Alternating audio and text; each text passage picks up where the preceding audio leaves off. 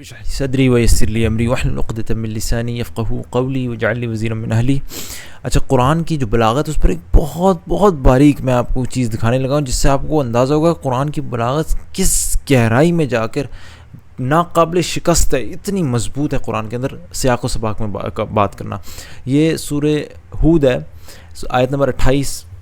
اس میں نوح علیہ السلام اپنی قوم سے خطاب کرتے ہوئے کہہ رہے ہیں، پہلے اس کا ترجمہ اعوذ باللہ من الشیطان الرجیم۔ اس نے کہا، اے برادران قوم، ذرا سوچو تو صحیح کہ اگر میں اپنی رب کی طرف سے ایک کھلی شہادت پر قائم تھا اور پھر اس نے مجھ کو اپنی خاص رحمت سے بھی نواز دیا مگر وہ تم کو نظر نہ آئی، تو آخر ہمارے پاس کیا ذریعہ ہے کہ تم ماننا نہ چاہو اور ہم زبردستی اس کو تمہارے سر چپیک دیں۔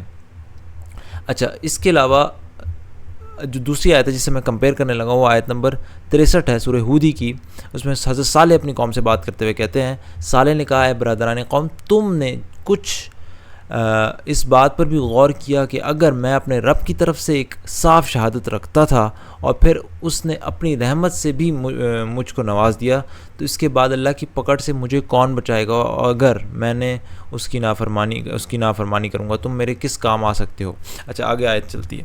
اچھا دیکھیں، یہاں پہ غور کرنے کی بات ہے جو میں آپ کو لفظ بلفظ ترجمہ دکھانے لگا۔ سورہ آیت نمبر 28 میں جب نوح علیہ السلام بات کرتے ہیں تو پہلے کہتے ہیں، اور اس نے عطا کی مجھ کو رحمت اپنی جانب سے، ٹھیک ہے، رحمت پہلے پھر اپنی جانب، یعنی اللہ کی طرف سے بعد میں اللہ کا ذکر، پہلے رحمت کا ذکر پھر اللہ کا ذکر۔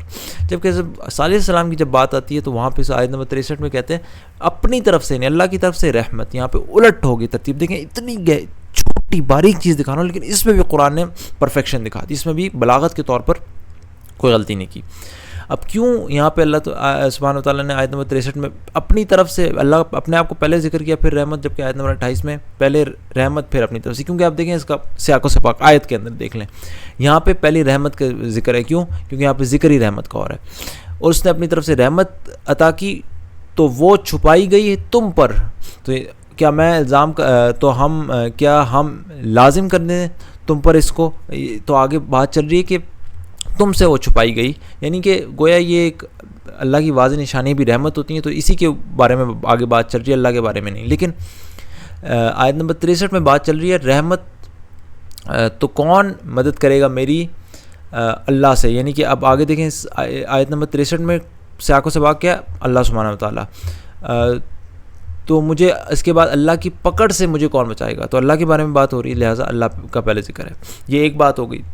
دوسری بات یہ کہ آیت نمبر 63 میں دیکھیں پہلے اللہ کا ذکر پھر رحمت کا، اس کے سیاق و سباق میں بھی دیکھیں اللہ ہی کا ذکر آ رہا ہے۔ آپ پیچھے سے سٹارٹ کریں جہاں سے یہ خطاب شروع ہو رہا ہے حضرت صالح کا اپنی قوم سے، وہاں پہ دیکھیں کیا ترجمہ چل رہا ہے، اور سمود کی طرف ہم نے ان کے بھائی صالح کو بھیجا، اس نے کہا میرے قوم کے لوگوں اللہ کی بندگی کرو، اس کے سوا تمہارا کوئی معبود نہیں، وہی ہے جس نے تم کو زمین سے پیدا کیا اور یہاں بسایا، لہٰذا تم اس سے معافی چاہو۔ دیکھیں اللہ کا بار بار اللہ کا ذکر ہے، لہٰذا یہاں پہ پہلے اللہ کا۔